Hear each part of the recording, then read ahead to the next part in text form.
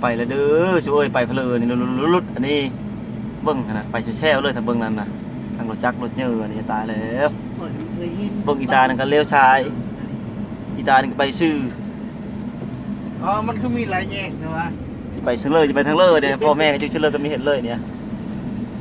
ไปเกี่ยวรถซื้อเนี่ยเอามาเกี่ยวฮะไปกินรถได้ชื่อ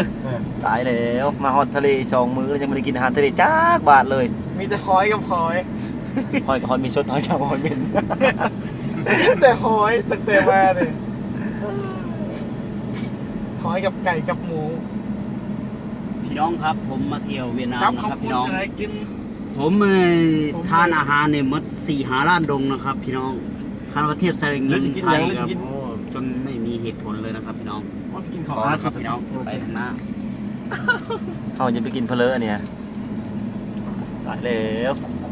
คงกินเร็วไปก็เร็วมาอยู่นี่บินโหกระดอเบิ่งอีตานะครับลักที่รถไล่ตาเนี่ยเบิ่งนะงับอยู่นี่นั่นเลย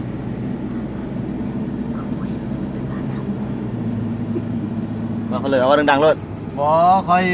แป๊กว่าขี่รถแถวนี้ฮันมีได้สะท้อนจะดีเลยมันบ่มีคุมคือบ้านเฮาจะเป็นเลยบ้านเฮาแค่นี้พอออกกำลังกายนะเราต้องเล่าโยธาบ้านเฮาอันนั้นกับแช่งกันเร็วเลยไปเลยแข่งเดียวเลยนะรุดเลยนะคุณน่ะอีตานั่นก็ชี้5 คนเลยเอาลูกเอาแม่เพลอไปนำกระทึกดึกน้องเลยนี่โอ้ยตายเลยจะเร็วใช้เร็วขวากันยะเลยปุดอีตานั่นก็แซงสายแซงขวาพุ่นปุดปัดไปพุ่นนะตั้งจะไปทางเรือนี่นะทางบ้านเฮาทางเรือก็มีหูเลยขับไปน้าติ๊กมันมีบุญบ่ทางนานี่บ่จะไปเฉลยนี่นะตาหนังไหวนี่ตาหนังขี่กับปัดติ้งปัดติ้งปักชีรถหาวๆนี่กับมาตัดนายเอาใช่บ่นี่บ่59ยิงบ่18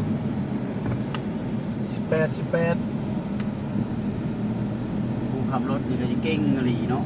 ลุดไปเลยน้ำตาขับรถนี่เลยจะเข้าไปเฉลยเนี่ยขี่ฮอตมันมีบุญบ่ทางนาขี่ฮอตพอเท่าแม่นายเด้อย่าเคยมาขี่รถจักรเลาะไปนี่โอ้คอยยานมีเบาตามันแก่เครื่องหลายนั่น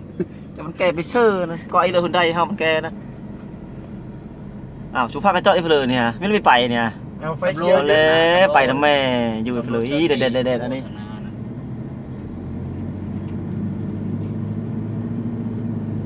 ต้องชีวิตเดินกับแต่งคนขับรถเขาก็เก่งกระดอรถลายๆกันไปอ้าวเพลอตูไปอีตาไม่ไปบังเจาะเพลอผ้ากระเจาะไอ้เพลอนี่นะไปนะแม่เขาเอิ้นว่าภัยอำนาจบ่บ้านเฮาเอิ้นว่าภัยอำนาจจูนั่งอยู่ไม่ไปนะอยู่ไอ้เพลอนี่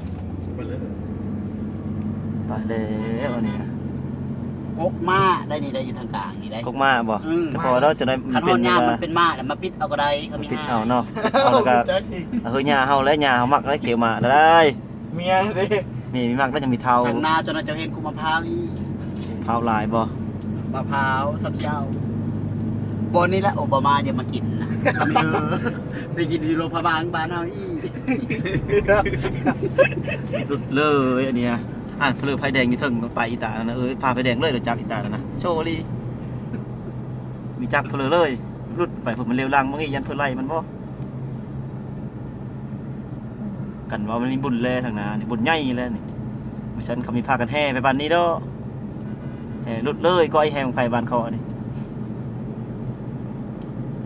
สเกิร์ตมันก็งามเว้ยชีวิตสเกิร์ตเพลือสเกิร์ตผู้ชายครับบ่อีตาที่ปานนาแล้วได้ไหนอีตานี่ไม่ได้ปริญญาอะไรอีตานี่โทรไปด่าได้เบอร์มันโทรตัวละโทรไปเลยฮะโทรไปด่ามันเลยมึงไอ้ขี่รถซาดมันเข้าใจอยู่เลยรถบรรทุกรถลากใหญ่นะก็มาตัดทางตัดนี่เพลอบ่ชีวิตขนาดแซงหรอวะ